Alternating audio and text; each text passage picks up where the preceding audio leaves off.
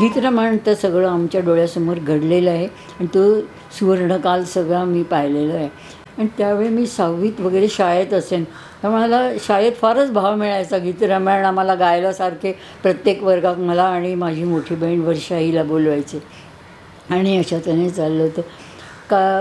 गीतरामायण हे शुक्रवार, शनिवार, रविवार असं 3 दिवस प्रसारित व्हायचं. आणि त्या शनिवारी आमची सकाळची शाळा असायची, तर त्यावेळेला आम्हाला 7:45ला शाळेत जायला लागायचं. आणि त्यावेळी आम्हाला खूप वाईट वाटायचं की आपलं आज गीतरामायण चुकणार, कारण खरोखर इतकी उत्कंठ असायची की पुढचं कडवं काय असेल, पुढचं कडवं काय असेल. आणि सगळे लोक अगदी उत्सुकतेने रेडिओसमोर बसलेले असायचे.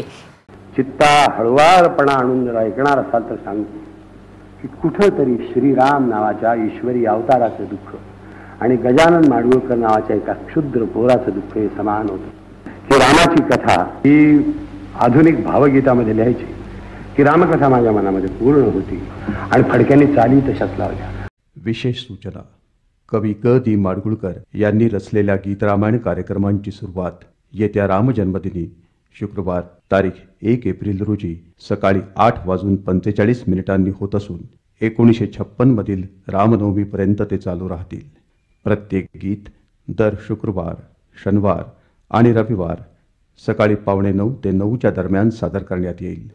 तर आम्ही पंचवटीतून निघून ऑब्झर्वेटरीतून त्या रोडवरून रेव्हेन्यू कॉलनीतून जाता जाता प्रत्येक घराघरातून मोठ्या व्हॉल्यूममध्ये रेडिओ लागलेला असायचा आणि त्यावर गीतरामायणाचे मंजूळ स्वर, मंजूळ घंटा वाजत असायच्या.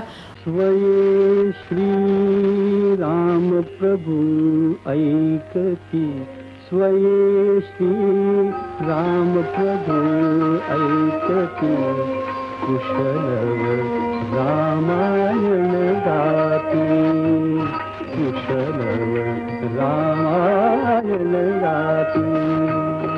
आणि गीतरामायण लागलेलं असायचं आणि अगदी मोठा व्हॉल्यूम, म्हणजे खरं म्हणजे इतकं कारण नव्हतं, पण सगळ्यांना असं दाखवायचं की आम्ही गीतरामायण ऐकतो. ते एक प्रेस्टीज पॉईंटच झालेला होता त्यांचा.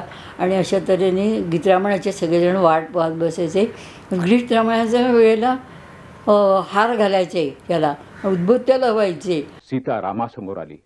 पती पत्नींना एकमेकांचं मुखदर्शन घडलं. राजाधिराज रामचंद्र सौम्य स्वरात त्या जनक नंदिनीला म्हणू लागले, किती यत्ने मी पुन्हा पाहिली तू ते, किती यत्ने मी पुन्हा पाहिली तू ते, लीनते चारुते सीते. आणि आम्ही सुद्धा घरी म्हणजे सतरंजीवर सगळेजण अगदी लक्ष देऊन सगळेजण ऐकत बसलेलं असायचं. आणि प्रचंड गीतरामायण गाजलं. पुन्हा पुन्हा लोकांना ऐकवलं गेलं.